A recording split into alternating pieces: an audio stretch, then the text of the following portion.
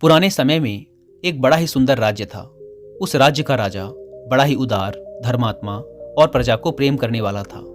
वह अपनी प्रजा के सुखों के लिए एक से बढ़कर एक सुंदर राज्य व्यवस्थाएं करवाता और उनकी सुरक्षा के लिए कड़े से कड़े कानून बनाता। उसने एक नया कानून प्रचलित किया कि अमुक अपराध करने के लिए अपराधी को देश निकाले की सजा दी जाएगी। कानून तोड़ने वाले बहुत से दुष्ट आत्माओं को राज्य से निकाल बाहर किया गया। राज्य में चारों तरफ सुख शांति और समृद्धि का माहौल था। लेकिन एक बार भूलवश वही अपराध राजा से हो गया। राजा बड़ा दुखी हुआ। राजा चाहता तो उस अपराध को छुपा सकता था, लेकिन राजा था सच्चा। अगले दिन बड़े दुखी मन के साथ वह राज दरबार में उपस्थित हुआ और सभी के सामने अपना अपराध कह सुनाया। उसने कड़े शब्दों में यह आदेश भी दिया कि मैं अपराधी हूं और मुझे इस अपराध की सजा भी मिलनी चाहिए। दरबार में उपस्थित सभी सभासद इतने धर्मात्मा राजा को राज्य से निर्वासित नहीं करना चाहते थे, लेकिन राजा अपनी बात पर अड़ा रहा। उसने स्पष्ट शब्दों में कहा, जब राज्य के कानूनों को मैं ही नहीं मानूंगा तो प्रजा उनका किस प्रकार पालन करेगी। इसीलिए मुझे देश निकाला होना ही चाहिए। अंततः राज दरबार में यह निर्णय हुआ कि राजा को राज्य से निर्वासित कर दिया जाएगा। लेकिन अब प्रश्न ये था कि अगला राजा किसे बनाया जाए। उस राज्य में प्रजा में से ही किसी योग्य व्यक्ति को ढूंढकर राजा बनाने की प्रथा थी। जब तक नया राजा न चुन लिया जाए तब तक उस पुराने राजा को ही कार्यभार संभालने के लिए विवश किया गया और ये बात उस राजा को मजबूरन माननी पड़ी। उस जमाने में आज की तरह वोट पढ़कर चुनाव नहीं होते थे। चुनाव का यह तरीका उन्हें पता नहीं था, ऐसी बात ना थी, बल्कि उन्हें अच्छे से पता था कि यह तरीका उतना प्रभावशाली नहीं है, क्योंकि लालच, धौंस और झूठे प्रचार के बल पर कोई नालायक भी चुना जा सकता है। इसीलिए व्यक्ति के सद्गुण ही उसके चुनाव की कसौटी थे।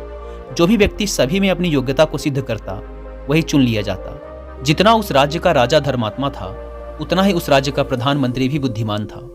उसने नए राज्य के चुनाव का दिन निश्चित किया और पूरे राज्य में यह घोषणा करवा दी कि जो भी इस निश्चित दिन को सुबह 10 बजे राजमहल में आकर महाराज से सबसे पहले मिलेगा, उसे राजा बना दिया जाएगा।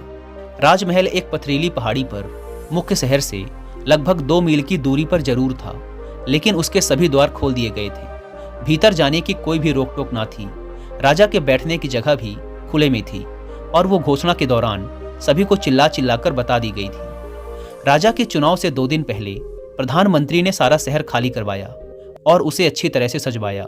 सभी प्रकार के आराम और भोग विलास की वस्तुएं पूरे शहर में जगह जगह रखवा दी गई और उन्हें लेने की सभी को छूट थी। किसी से कोई कीमत नहीं वसूली जानी थी। सब कुछ मुफ्त में था।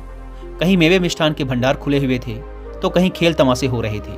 कहीं आराम के लिए मखमली पलंग बिछे हुए थे तो कहीं सुंदर वस्त्र आभूषण मुफ्त में मिल रहे थे।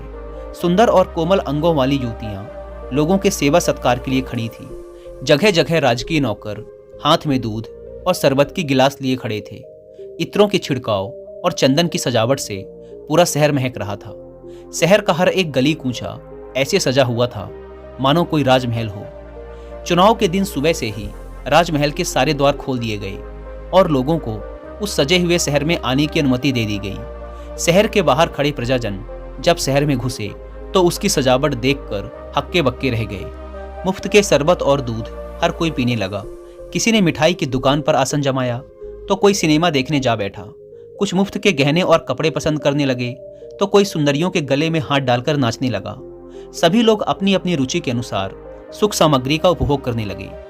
2 दिन पहले ही सभी प्रजाजनों को मुनादी करके ये बता दिया गया था कि राजा से मिलने का सही समय ठीक 10 बजे का है। इसके बाद पहुंचने वाले को राज्य का अधिकारी नहीं माना जाएगा। शहर की सजावट और सुख सामग्री का मेला सिर्फ कुछ ही समय का है। एक नियत समय के पश्चात इसे हटा दिया जाएगा। शहर का ऐसा एक भी व्यक्ति ना था जिसे दोहरा दोहरा कर ये सारी बातें ना बता दी गई हों, और सभी ने कान खोलकर सुन भी लिया था। लेकिन शहर की सजावट और मुफ्त की सुख सामग्री ने सभी का मन ललचा लिया था। किसी का भी उन्हें छोड़ने का मन नहीं कर रहा था।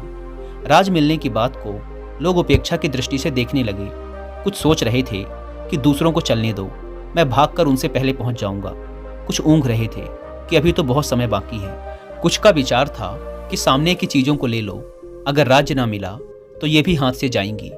कुछ तो राज्य मिलने की बातों का मजाक उड़ाने लगे कि ये गप तो इसीलिए उड़ाई गई है ताकि हम यहाँ मिल रही सुख भोग की वस्तुओं का आनंद न उठा सकें। पूरी भीड़ में से एक दो ने हिम्मत की और शहर से निकलकर राजमहल की ओर चले, लेकिन थोड़ी दूर चलने पर ही महल के पथरीले रास्ते, पहाड़ी की ऊंचाई और शहर की सुंदरता ने उनका मन बदल दिया और वो उल्टे पांव शहर वापस चले आए। सारा नगर सुख भोग के संसाधनों में डूब चुका था। किसी को भी समय का ख्याल ना रहा।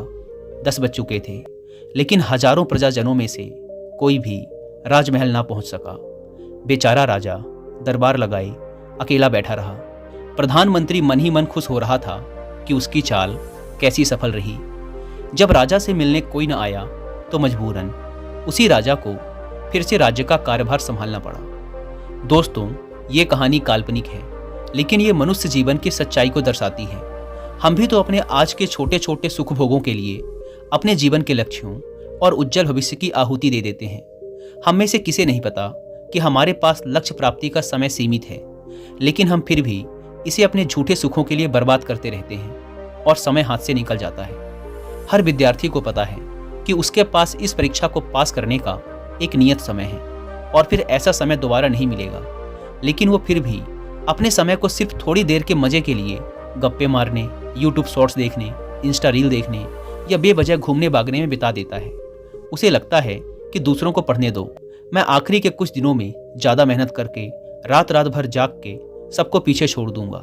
लेकिन ऐसा हो नहीं पाता और जब समय हाथ से निकल जाता है तो सिर्फ पश्चाताप ही हाथ लगता है। आखिर सब कुछ जानने के बाद भी हम बार बार वही गलती इसीलिए करते हैं क्योंकि हमारा खुद पर नियंत्रण नहीं है, और यह नियंत्रण इसीलिए नहीं है क्योंकि हमने कभी गंभीरता के साथ अपनी आदतों को नियंत्रित करने का प्रयास ही नहीं किया। हम बीच बीच में अपने मन को छोटे छोटे मजे चखने की छूट देते रहते हैं, इसीलिए ये कभी भी दूर के बड़े आनंद को प्राप्त करने का प्रयास ही नहीं करता और हमें छोटे छोटे सुखों में उलझाए रखता है।